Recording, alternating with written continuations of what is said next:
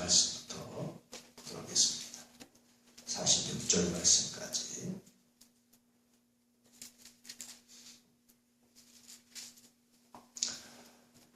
이제 예수님의 재림에 대해서 말씀하시고요. 재림 때 어떤 기준으로 심판하시는지에 대해서 말씀해주고 있습니다. 결국 좀 더 깊이 들어가면 믿음이 뭐냐에 대해서 말씀하고 있는 거예요. 다시 말하면 입으로 알고 떠든 것은 귀신들도 한다. 그건 안다다. 그게 중요한 게 아니라 뭐가 중요합니까? 그 믿음으로 내가 어떻게 살아났느냐가 중요하다라고 말씀해주고 있는 거예요. 그래서 믿음이 뭐냐? 과연 어떤 게 정말 믿음이냐를 다시 말씀하시고 그 믿음에 의해서 마지막 때에 심판이 이루어지고 있다. 오른편과 왼편이 나눠지고 있다라는 것을 말씀하고 있습니다. 그러므로 마지막 때에 예수님의 재림을 준비하는 사람들이 어떤 믿음을 가지고 어떻게 살아가야 될지에 대해서 말씀하고 있는 내용들이 이제 마태복음 25장 31절 말씀부터 기록되어 있습니다. 자, 한번 읽어보도록 하겠습니다. 31절 시작. 인자가 자기 영광으로 모든 천사와 함께 올 때 자기 영광의 보좌에 앉으리니. 예, 인자 누구 얘기하죠? 사람의 아들. 사람의 아들이 예수님은요 자기를 사람의 아들로 많이 표현했어요. 하나님을 아버지라고 하면서 자기를 꼭 사람의 아들로 표현했습니다. 왜 그러셨을까요? 왜 하나님의 아들이 이렇게 말하지 않고 왜 인자가 사람의 아들이 꼭 그렇게 말씀하셨을까요? 왜 그렇게 말씀하셨을까요? 왜 그러셨을까? 여러분 왜 그러셨을까요? 왜 예수님은 하나님의 아들이 혹은 하나님이 이렇게 스스로 표현하지 않고 사람의 아들이 이렇게 표현했을까요? 모르시겠어요? 다니엘서도 이제 인자, 이런 인자, 사람의 아들 이런 모습들이 많이 나오는데 예수님의 모습이 다니엘서라든지 많은 예언서들의 인자, 사람의 아들로 메시아가 기록되어 있어요. 그래서 인자가 라고 말할 때는 첫 번째 어떤 의미가 있냐면 예언의 성취라는 의미가 있어요. 그러니까 이스라엘 백성들에게 유대인들에게 인자라는 표현은 사람의 아들이라는 표현은 다니엘이라든지 많은 예언서들을 통해서 메시아의 표상, 그러니까 메시아를 얘기할 때 하나님 사람의 아들을 이렇게 표현하고 있습니다. 그래서 예수님 스스로 인자가라는 것이 이제 스스로 예언된 메시아 이런 이제 증거, 이런 증명하는 의미가 있습니다. 두 번째는요, 여러분 하나님이 하나님 스스로 내가 하나님이다라고 말하는 것은 별로 의미가 없죠. 그렇죠? 좀 더 예수님께서 하나님이시면서 동시에 인간이시거든요. 근데 이제 인자가 영광으로 나타나서 심판할 때 사람들이 인간으로 보겠어요? 하나님으로 보겠어요? 하나님으로 볼 거 아니에요. 이 땅에서 아주 지질이 못나고 고생하고 그냥 십자가 졌던 사람들이 안 믿는 사람들은 인간으로 볼 거잖아요. 그렇죠? 그럴 때는 하나님으로.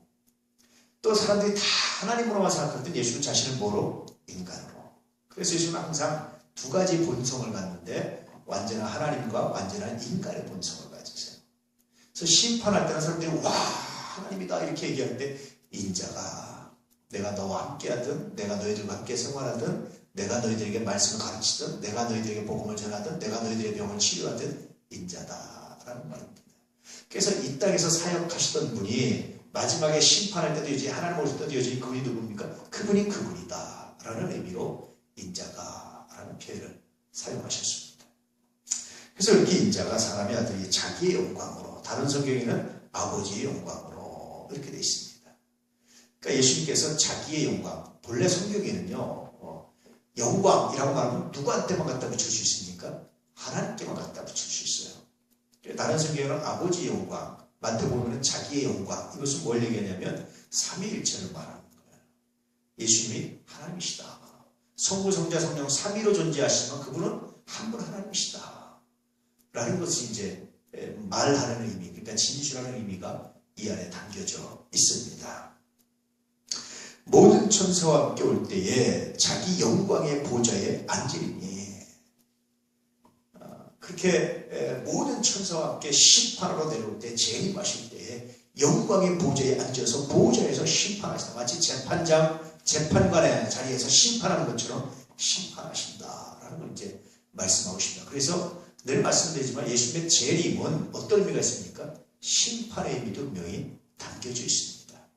그럴 때 어떻게 심판하느냐, 어떤 과정을 통해서 하시느냐에 따라서 이제 말씀하시는 거예요. 32절 말씀 시작. 모든 민족을 그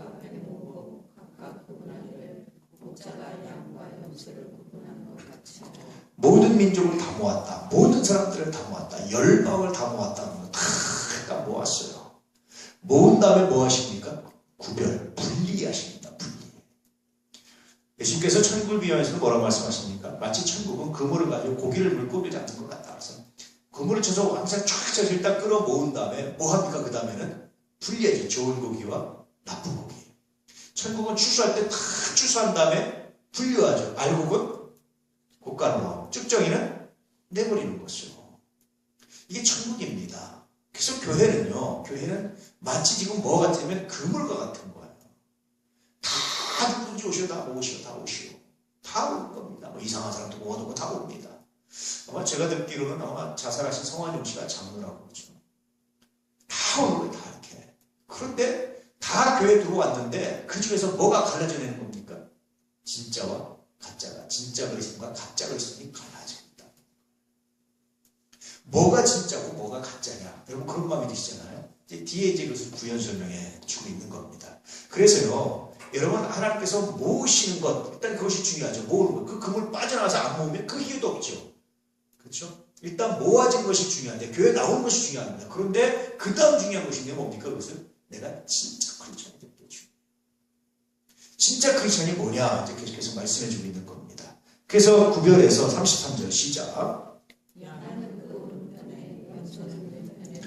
오른편은 구원받는 편, 왼편은 구원받지 못하는 지옥 가는 편. 이렇게 이제 상징적으로 말하는 거예요. 근데 늘 말씀드렸지만 우리는요, 모든 것을 일다, 일도, 양다 두 개로 딱 못 나눠요. 흑백 논리로 못 나눠요.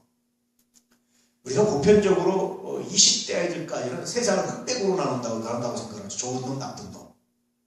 그렇죠? 그렇게 흑백으로 나눌 수 있어요. 20대까지. 근데 점점 나이 먹고 흑백으로 못 나눠요. 세상은 그렇게 딱 사실 이쪽으로 못 나눕니다. 중간쯤은 많이 나누죠. 중간쯤. 이쪽, 중간. 뭐 좀 좌파, 우파. 세상에 여러분 좌파, 우파로 다 못 나눕니다. 이렇게 나눠지는 사람이지만 중간 이게 좌파인지 우파인지 헷갈리는 사람도 굉장히 많아요. 그래서 정치적으로 여러분 새누리당은 빨간색 입잖아요. 민주당은 원래 빨간색이 좌파 색깔이거든요. 민주당은 파란색, 이건 우파 색깔이거든요. 못 나누는 거예요. 지금 그렇게 나눠서는 안 되는 거예요.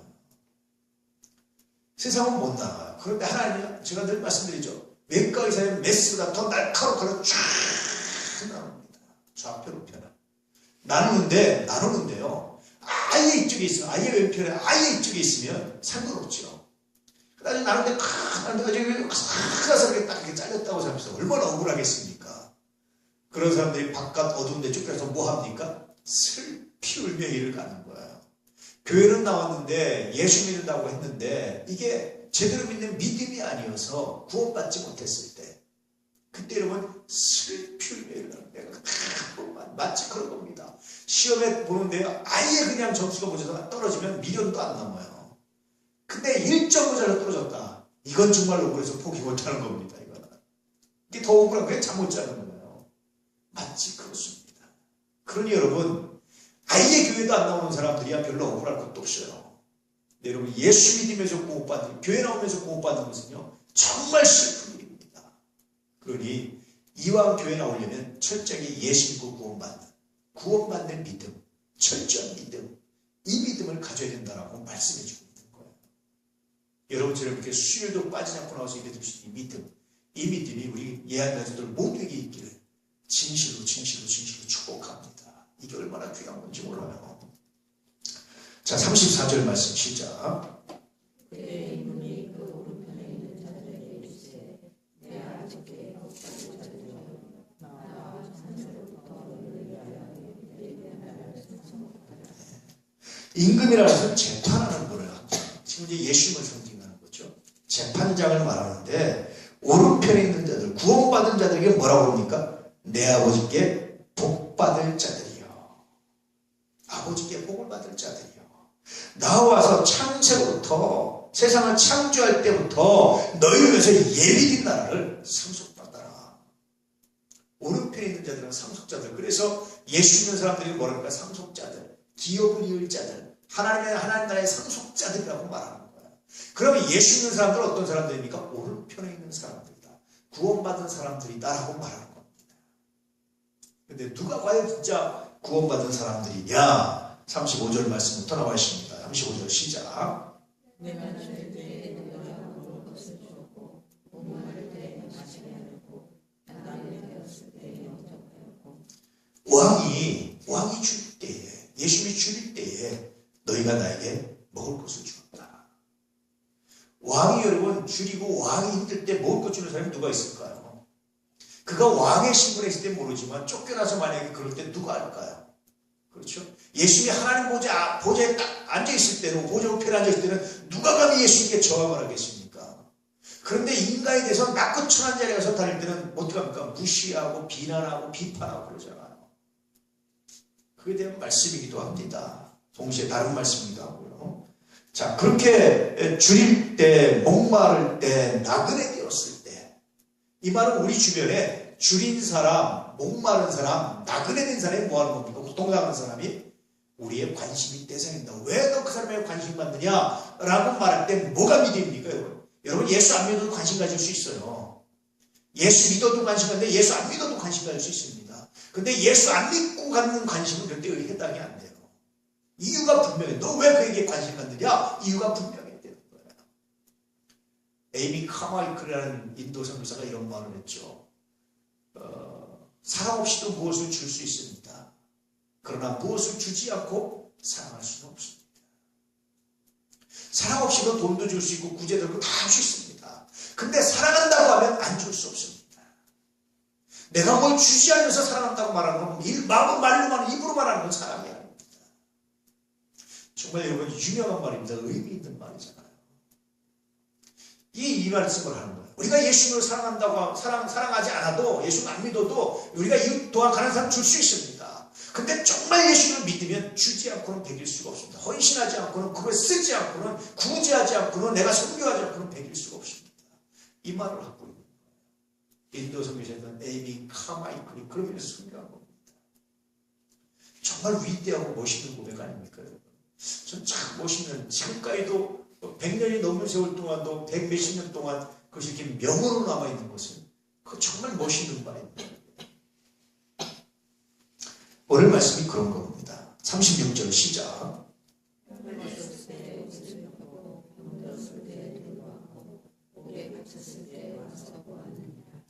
헐벗은 사람들에게 옷을 입혀줬고 병드는 사람들은 돌봐줬고 옥에 갇혔을 때 와서 보았다. 여러분 35절 36절에 있는 말씀들 다 어떤 사람들입니까 여러분? 엄청 부담스러운 사람들이죠. 요즘엔 부모가 이러지 너무 부담스러워서 싫어하는 시대입니다. 형제가 그러면 더더욱 싫어합니다. 우리 주변에 그런 사람이 있으면 더더욱 싫어합니다. 그러다 뭐라고 그럽니까? 아유 형제도 다들 잘 살아야 돼. 하나가 힘들면 다 문제야. 주변에 그런 사람이 있으면 안 돼. 그래서 여러분 멤버십을 하면서 멤버를 보면서 그런 사람 다 빼는 거예요. 빼고 그렇게 별 문제 없고 도움의 손길이 필요 없는 사람들 이런 사람들만 멤버로 모으려고 하잖아요. 이건요 오늘 예수님의 말씀이면 믿음이 아니다. 교회가 마찬가지입니다. 살아있으나 죽은 교회다 라는 평가를 받은 교회가 어떤 교회죠? 계시록 6개 중에 어떤 교회입니까? 살아있지만 죽은 교회다. 너 살아있다고 말하면 실상은 죽은 교회다. 어떤 교회입니까? 계시록 7개 중에 사마리아 교회? 예. 아실 줄로 믿습니다. 그게 그런 거예요. 살아있다고 말하는데 죽은 교회는 뭐냐면 우리끼리 멤버 우리 돈 좀 있는 사람 부자들끼리 우리끼리 좀 가난하고 이런 사람들 말고 못 끼는 사람들 말고 좀 이런 우리끼리 여러분 이건 죽은 교회입니다. 왜 그러냐? 예수님의 마음입니다.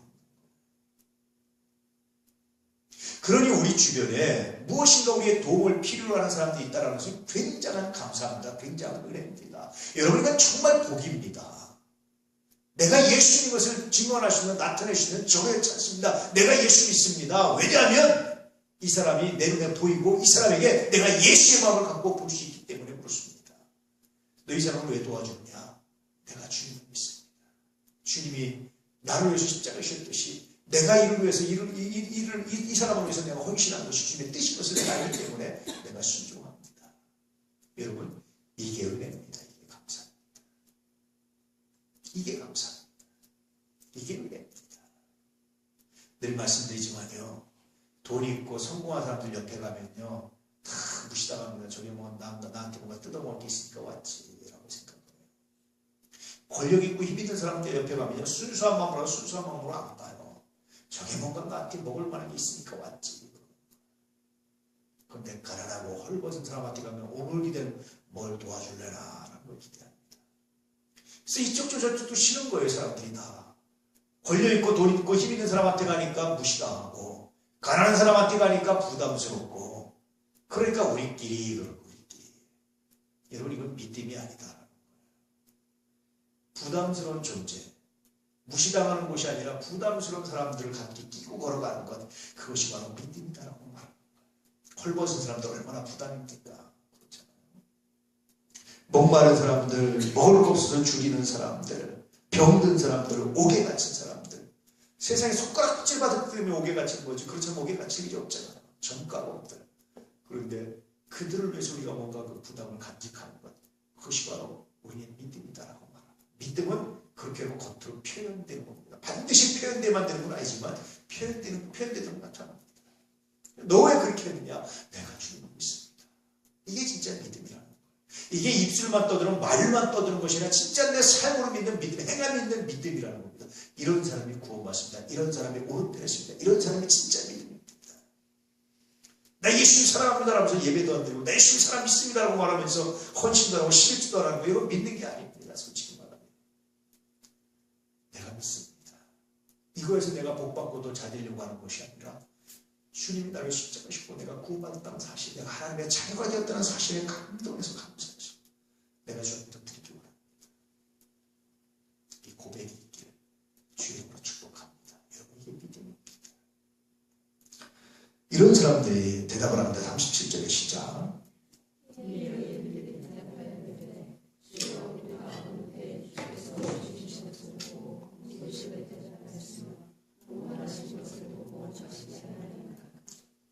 이들이요 알고 했습니까? 모르고 했습니까? 아마 이들이 주님인 줄 알고 했다면 왕인 줄 알고 했다면 하면서도 힘들었겠습니까? 힘 안 들죠. 야 왕인데 언젠가 보상이 있겠지. 아마 더 적정적으로 했을 거예요. 근데 이들은 그러지 몰랐어요.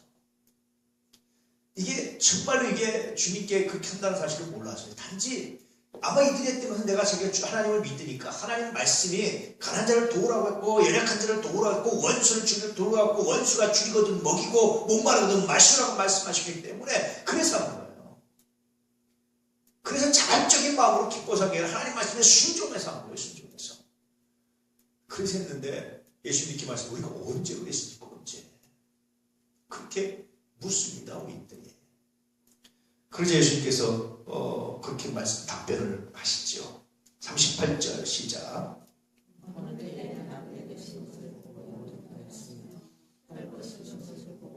39절 40절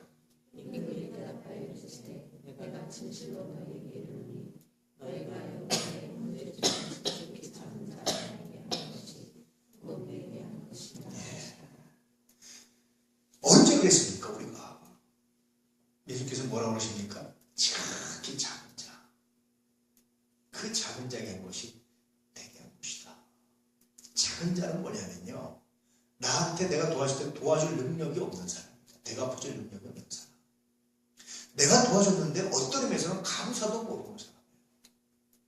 굉장히 서운하죠. 그렇죠? 정말 열심히 도왔는데 감사도 모르는 사람. 자기 때문에 고난을 당해줬는데 감사도 모르는 사람. 펼쳐보면 정말 슬프죠. 그런데 그럼에도 불구하고 주님의 명령이기 때문에 내가 그 사람한테 뭔가 받아서가 아니라 받지 못하지만 그럼에도 불구하고 내가 했을 때 그것이 바로 주님의 마음이었고, 내가 너 왜 했느냐? 내가 하나님의 영광을 위해서. 내가 예수님인데 안 할 수 없잖아요. 이게 바로 믿음이었다라는 거예요. 늘 말씀드리지만 애경사 같은 데도 여러분 나한테 돌려줄 가능성이 없는 사람한테 찾아가십시오. 그게 상급이 됩니다. 이 땅에서 돌려받으면 그건 상급이 안 돼요. 돌려줄 가능성이 없는 사람. 야, 저거 내가 저기 가봤자 저 사람이 뭐 나 알아주랄까 뭐 돌려줄까 뭐 그런 사람.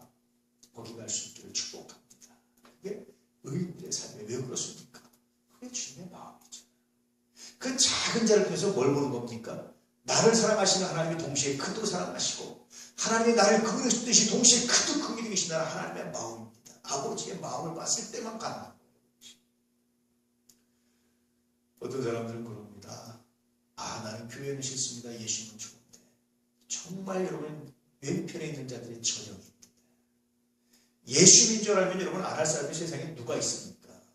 겉으로 보기에 완벽하면 존경하지 않을 것이 누가 있습니까? 겉으로 보기에 완벽하면 와서 기뻐하고 봉사 안 할 사람이 누가 있겠습니까? 작은 자는요, 실망을 주는 곳입니다. 뭘 별로 흠모할 만한 게 없는 곳이에요. 그런데 내가 주님 때문에 그 자리에 머물고 그를 숨기고 그를 돕는 것이 그게 믿음이었다. 교회가 완벽하면요, 여러분, 교회 안 올 사람이 어디 있겠습니까? 세상에 전도 안 해도 옵니다. 교회가 아무 문제 없으면 여러분, 교회 안 올 사람 없습니다. 예수님처럼 그렇게 완벽한 사람이 있으면 여러분, 따르지 말아도 요즘 사람들은 따를 겁니다. 그런데 그렇지 않음에도 불구하고 내가 주님의 마음, 그럼에도 불구하고 주님의 마음이 이루어지는 걸 압니다 라는 믿음을 가지고 순종하고 나올 때 비로소 그 안에서 뭐가 있습니까? 그 안에서 새로운 역사가, 믿음의 역사가, 은혜의 역사가 나타납니다. 이게 오늘 말씀의 의미입니다. 이게 의인들의 삶입니다. 그러니까 의인들은 이것이 큰지 몰랐던 거예요. 여러분, 이것이 얼마나 놀라운지 모릅니다. 성경은 또 이렇게 말합니다. 예수님은 지극히 작은 소자에게 예수님의 이름으로 물 한 그릇 주면 결단코 그 상을 잃지 않을 것이다. 지극히 작은 자에게 자기 힘으로 주는 것이 아니라 예수님의 이름으로, 지극히 작은 자에게 제자 이름으로만 줘도 상을 잃지 않을 것이다. 자기 의가 아니라 하나님의 영광을 위해서, 자기 이름이 아니라 하나님의 이름을 위해서 물 한 그릇에 대접하면 그 작은 거, 그냥 얘다 물 한 살을 먹으라고 줘도 그것조차도 상급을 잃지 않으라고 말씀하시는 것이 하나님의 마음. 마치 오늘 말씀인 거예요. 여러분, 이제 우리가 완벽한, 누군가에게 완벽한 것을 기대하는 것이 아니라 그의 불완전함이 오히려 나의 섬김의 이유가 됩니다. 이 고백을 가지고 나갈 수 있기를 주님으로 축복합니다. 저는 늘 묵상하는 것이 바로 그런 겁니다. 나를 필요로 하는 것, 나를 필요로 하는 사람, 여기서 내가 존재 가치가 있는 거예요. 나를 필요로 하는 사람이 누구겠습니까? 대부분 도움을 필요로 하는 사람들이죠. 그게 부담스럽고 힘들지만 그러나 거기서 내 존재 가치 있고 최선을 다하는 거죠. 그럴 때 하나님의 은혜가 상급이 있다고 말씀하십니다. 할렐루야. 내가 예수님 직접 말씀하시는 소리만 듣습니다. 여러분, 거짓말입니다. 예수님은요, 물론 직접 음성도 말씀하시지만 그러나 다음은 뭐합니까? 설교를 통해서, 말씀을 통해서 말씀하십니다. 그 소리에 들을 줄 모르는 사람들이 직접 듣는다는 건 다 거짓말입니다. 그 메시지를 들을 줄 모르는 사람이 직접 무슨 음성을 듣는다는 건 다 거짓말입니다. 그건 온전하지 않아요. 여러 가지 의미를 가지고 묵상하시는 말씀이 오늘 말씀입니다. 자, 41절 말씀.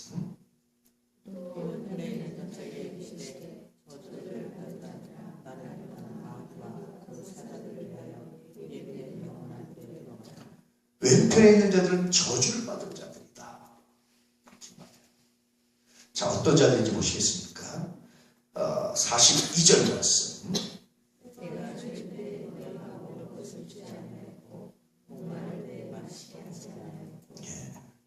내가 줄일 때 먹을 것도 주지 않고, 목마를 때 마실 것도 주지 않았고, 그렇게 너희가 나를 무시했지 않느냐. 이 말은요, 다시 말하자면 예수의 마음이 없었다는 거예요. 그러면 믿음이란 뭡니까? 믿음이란. 결국 믿음, 우리가 구원받는 믿음, 오른편에서는 믿음은 뭡니까? 내가 마음으로 믿을 뿐만 아니라 입으로 시인할 뿐만 아니라 어떻게 합니까? 그래서 그 마음으로 세상을 바라보고 그 마음으로 형제를, 이웃을 바라보는 것이 그게 믿음이에요. 마지막 때가 돼가지고요, 여러분, 정말 실족한 일이 많습니다. 마지막 때가 돼가지고요, 정말 실족한 일이 많습니다. 이때에 예수 믿으시고 그 믿음의 눈으로 바라볼 수 있는 은혜가 있기를 주님으로 축복합니다. 그게 은혜예요. 제가 요즘 다시 이제 팔복 강의를 시작합니다. 좀 앞서서 말씀드렸잖아요. 긍휼히 여긴다는 게 뭐냐? 상대가 잘못했을 때, 언약을 파기했을 때 정죄하거나 비난하지 않고 자비를 베푸는 것이 긍휼이에요. 그럴 때 하나님의 복이 있다. 그 사람은 긍휼히 여김받는, 불쌍히 여김받는, 하나님께 자비를 받는, 하나님의 용서를 받는 그런 복이 있다고 말씀하십니다. 그러니 여러분, 완벽한 사람, 잘하는 사람이 아니라 그렇지 않은 사람, 뭔가 부족한 사람, 뭔가 모난 사람이 있을 때 하나님, 그가 나의 상급임을 내가 믿습니다.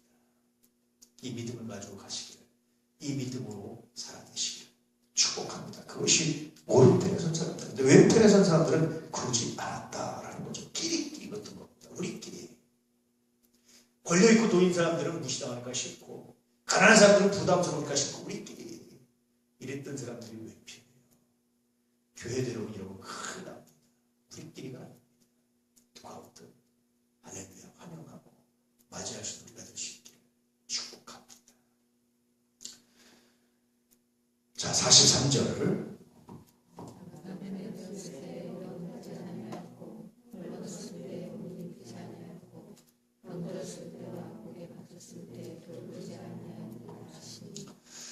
제가 제일 하고 싶은 사역 중에 하나가 있어요. 미국에서 어떤 교회가 그렇게 하는데요. 미국에도 여러분 노숙자가 굉장히 많습니다. 홈리스들이 굉장히 많아요. 제가 버클리 대학인가 어느 학교 앞에 아침에 갔는데요. 학교 정문 앞에 저기 잔디밭에 노숙자들이 꽉 찼어요. 근데 왜 노숙자들이 이렇게 개도 좋은 개를 키우는지, 우리 노숙자라고 개 키우지 말라는 법은 없습니다. 꽉 차거든. 좀 그래도 있는 노숙자는 텐트 쳤고, 그렇지 않은 노숙자는 그냥 자고, 거기서 뭐 남녀 같이 자고 막 새벽인데 정말 이런 꼴물 정말 대단하더라고요. 여기 어떤 교회가 일주일에 한 번씩 그런 사역을 해요. 매일 못하고 일주일에 한 번씩. 아니면 이제 저녁만. 교회가 체육관 있는 교회가 많아요. 미국에는.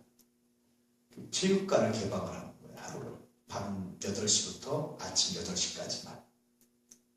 그래서 매트리트를 쫙 깔아줘서 노숙자들 누구나 와서, 그 다음에 샤워실을 전화가지고 샤워하고 자기 빨래할 거 하고, 그 다음에 세탁 돌리고, 그 다음에 하룻밤 저녁에 오면 저녁 주고 아침까지 주고, 그러고 이제 보내면 일주일에 한 번씩 하니까 매일은 못하면 지쳐서 지속하는 게 중요하지 한 번 안 끝나는 게 중요하진 않거든요. 그래가지고 그걸 하는 거예요. 그러니까 그걸 하기 위해서 어떻게 됩니까? 교인들이 매일같이 식사도 했지만 한 번 그분들이 자고 난 이후로는 다시 또 빨아야 돼요. 셔터를. 그러니까 각자 자기 집에 가서 세탁소에서 빨아갖고 온 거예요. 매주일에 한 번씩 식사 대접을 하는데 자고 이미 있다. 기회가 되면 그게 교회가 이렇게 져서 정말 그 헐벗은 사람들에게 뭔가 희망이 되어주고 돕는 일을 했으면 좋겠다. 서울역 가보면 여러분 정말 마음 아프잖아요. 그렇잖아요. 가면 많잖아요. 노숙자들. 그래서 일부러 또 서울역에서는 노숙자 목회하는 훌륭한 목사님들이 있던 것이죠. 우리가 직접 못하면 최소한 그분들이라도 물질로라도 아니면 가서 함께 봉사라도 좀 해야 되겠다. 이런 생각이 듭니다. 이제 아마 제가 하반기 때 되면 그런 봉사 계획들을 좀 잡으려고 해요. 호스피스 사역이라든지 그런 노숙자 사역, 그런 봉사할 때 일주일에 한 번 정도는 가셔서 함께 가셔서 봉사하고 나누시면 은혜가 있기를 바란다. 왜 하냐고 누가 묻거든. 너 이걸 왜 하느냐고 묻거든. 이렇게 대답하십시오. 내가 주님을 믿습니다. 그러므로 주님의 마음이 내 마음 안에 있습니다. 그래서 내 의롭되면 하는 것이 아니라 내 잘난 척으로 하는 것이 아니라 내가 주님을 믿기 때문에 주님의 마음이 그들에게도 있는 것을 내가 알기 때문에 그래서 합니다. 이게 믿음이었다라는 거예요. 그런데 왼편에 있는 자들은 우리끼리 그거 다 빼고 우리끼리 부담 없이 편하게 이렇게 말할 때 왼편에 있는 자들이 되는 거죠. 자, 44절 시작.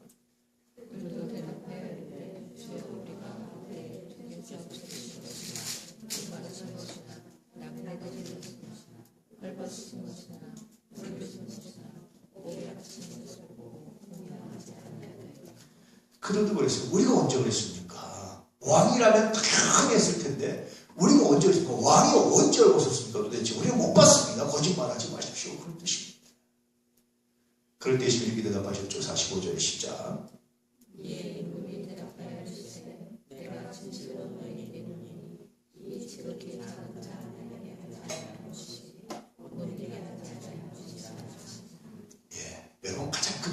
뭔지 아세요? 가장 큰 효도가 뭘까요? 가장 큰 효도가 뭘까요?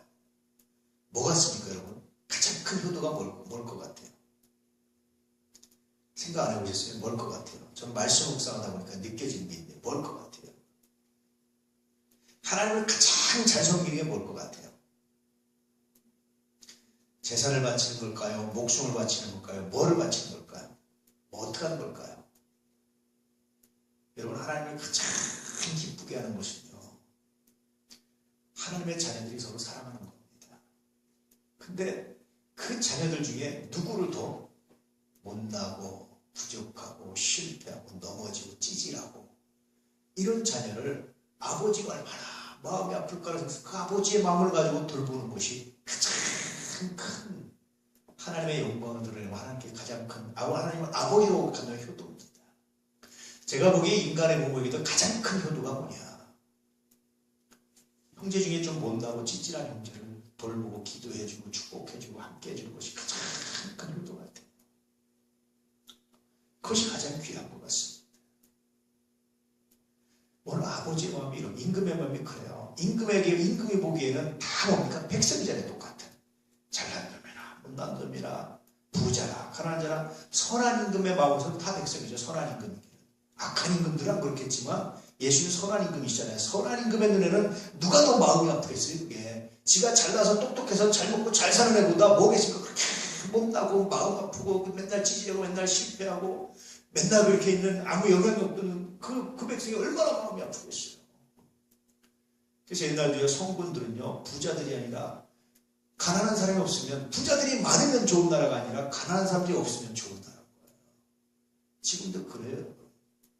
가난한 사람이 없어야 좋은 나라지 부자들이 많은 나라가 좋은 나라가 아니라 가난한 사람이 없는 사람이 좋은 나라예요. 헐벗는 사람이 없는 게 좋은 나라고 그걸 바라는 게 성군들입니다. 주님의 그 마음을 아는 사람이 누굽니까? 그 임금의 마음을 아는 사람이 충신이고요. 그 부모의 마음을 아는 사람이 효자 효녀고요. 이 아버지 하나님의 마음을 아는 사람이 진짜 하나님을 믿는 사람이고 하나님을 사랑하는 사람이라는 거예요. 오늘 말씀에는 이런 마음들이 나타나 있어요. 그런데 이 왼편에 있는 사람들은 전혀 그거 관계가 없습니다. 하나님 마음을 헤아리지 않았다는 거예요. 아마 이들이 하나님께 뭘 드리라고 하면 아마 자기 재산 드리고 다 드렸을 겁니다. 그렇잖아요. 그런데 하나님은 그것에 관심이 있지 않습니다. 이게 하나님 아버지의 마음입니다. 인간적으로 그렇습니다. 세상적으로 그렇습니다. 여러분이 만약에 저 목사를 사랑한다면 목사를 가장 사랑하는 게 뭔지 아십니까? 저한테 뭘 많이 해주는 것이 아니라 우리 교인 중에 좀 뒤떨어지고 부족하고 잘 안 되고 좀 이런 분들 여러분들이 갖춰준다면 제가 가장 행복한 게 그런 겁니다. 그러니까 신앙이 좋은 사람을 10명 만드는 것도 중요하지만 더 중요한 게 뭔지 아세요? 신앙이 없는 사람이 없게 하는 게 더 중요하다. 이해되시나요? 무슨 말씀인지. 아버지 하나님 이 마음이 나타나요. 그러니까 누굴 한 사람 특출나게 신앙이 좋은 사람이 아니라 다 신앙이 있는 사람으로 만드는 것이 더 중요하다는 겁니다. 한 사람에도 지옥까지 없고 구원받게 하는 것이 더 큰 목적이라는 겁니다. 이게 여러분 정말 귀한 목적이고 귀한 삶의 이유들입니다. 이게 임금의 마음이고요. 이 임금의 마음을 헤아린 사람만이 진짜 충신인데 왼편에 있는 자는 그 마음을 헤아리지 않았다. 결국 임금을 사랑하지 않았다. 좀 더 표현하면 주를 믿지 않았다라는 겁니다. 자, 46절 시작.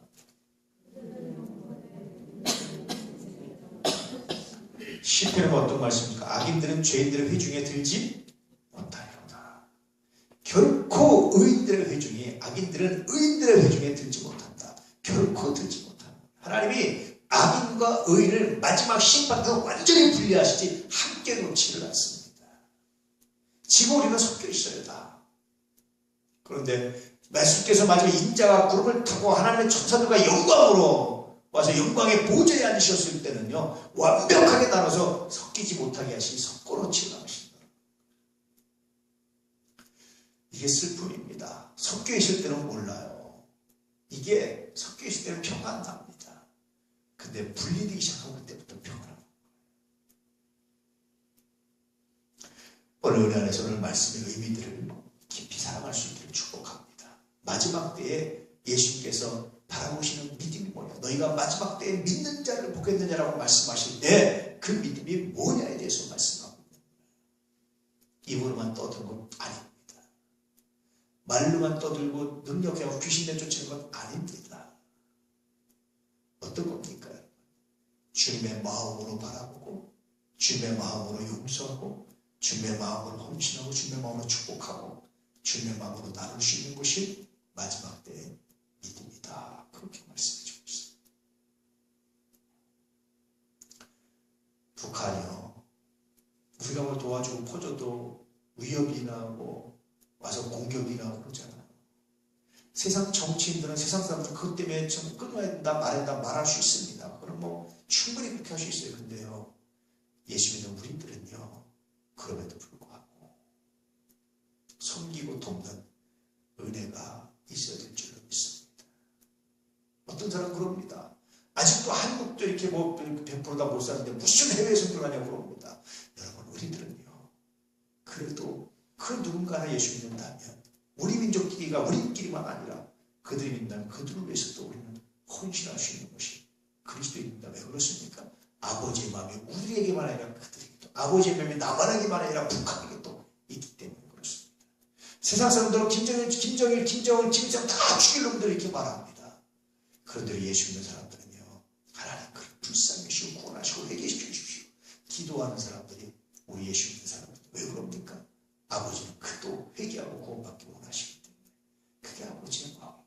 세상 사람들은 좌파 우파 나눠서 막 나눠서 싸웁니다. 여당 나눠서 싸웁니다. 세상 사람들은. 근데 예수 믿는 사람들은 여당도 아니고 야당도 아닙니다. 여당도 예수 믿고 구원받으면 좋아하는 사람, 야당도 예수 믿고 구원받으면 구원받으면 좋겠다는 사람, 그런 사람들에 불과하지 여당도 야당도 아니에요. 개인적으로 투표할 때 뭐 이렇게 할 수 있겠지만 여러분 지나치게 여당 야당 되지 마십시오. 우린 다 믿음으로 예수 이름으로 구원하고 전도할 사람들이지 여당이 의롭거나 야당이 의롭거나 여당이 죄인거나 야당이 죄인이 아닙니다. 우리에겐 다 복음전에서 구원받게 할 사람들의 대상이지 그렇지 않습니다. 교회들이 예수 믿는 사람들이 막 정치적으로 갈리고 너무 마음이 아프고 신앙의 본질을 잃어버렸다. 너무 슬프지 않습니까? 그건 예수 믿는 사람들이 행할 바가 아니에요. 아버지의 마음은요. 그도 구원받고 그도 구원받고 예수님은 바리새인만 사두개인만 에세겔만 누구만 그러지 않으셨어요. 동일하게 질책도 하시고 동일하게 복음도 전하셨어요. 그게 우리들이 해야 될 거예요. 왜냐하면 아버지의 마음이 거기에 있기 때문에 이게 예수님 마지막 시대에 찾으시는 믿음이었다라고 말씀해 주고 있습니다. 이 마지막 때에 이 믿음으로 살아내셔서 이 믿음의 역사를 간직하셔서 이 믿음으로 승리할 수 있는 은혜가 있기를 주 이름으로 축복합니다. 그러므로 여러분 완벽해서 좋아서 만족해서 여러분 그때 믿음이 없어도 가능합니다. 싫어서 부족해서 연약해서 마음에 안 들어서 이건 믿음이 없이는 불가능해요. 그때 그렇게 믿음이 없이는 불가능한 일을 했을 때 주님께서 너 오른편 이렇게 말씀하시고 넌 양의 편, 넌 오른편 그렇게 말씀하시고 넌 영원한 하나님의 나라에 그렇게 말씀하시고 믿음이 없이는 불가능하거든요. 싫은 거, 꼴 보기 싫은 거, 안 좋은 거, 마음에 안 드는 거 보호하는 길은요. 믿음이 없이는 불가능해요. 제가 보기에 하나님의 마음을 믿고 하나님을 믿는 믿음이 있어야 가능합니다. 그렇게 감당하시고 전에도 말씀한 오늘날 사람들은 교회도 자기 취향에 맞게끔 자기 유익에 따라 살려고 해요. 여러분 믿음이 없어도요. 그런 게 찾아 누구든지 갈 수 있어요. 근데 그렇지 않음에도 불구하고 섬기시는 믿음이 아니면 불가능합니다. 이런 믿음 가질 수 있게. 그렇다고 해서 교회가 그런 걸 안 갖추는 걸 자랑스럽게 그런 걸 안 갖추고 사람들이 믿음만 있는 그것도 잘못이죠. 교회는 최선에서 그런 시스템을 갖출 수 있도록 노력하고 여러분들은 그것과 관계없이 내가 섬김으로 내가 믿음으로 나가면 믿음을 간직하고 살고 이게 서로 상승 효과가 있어야 되는 거예요. 할렐루야. 그런 믿음으로 나가고 교회는 또 그렇게 여러분들의 요구에 충족해드릴 수 있는 선한적으로 충족시켜드릴 노력하는 그런 서로가 상승 효과를 만들어가시는 선순환을 만들어가시는 그런 능력 그런 은혜가 있기를 진실로 축복합니다. 오늘도 믿음 안에서 승리하시고 믿음 안에서 약한 자들 여러분 연약한 자들을 위해서 기도할 수 있는 우리들의 모습 되기를 축복합니다. 오른편에 서시기를, 오른편으로 불 뜯으시기를,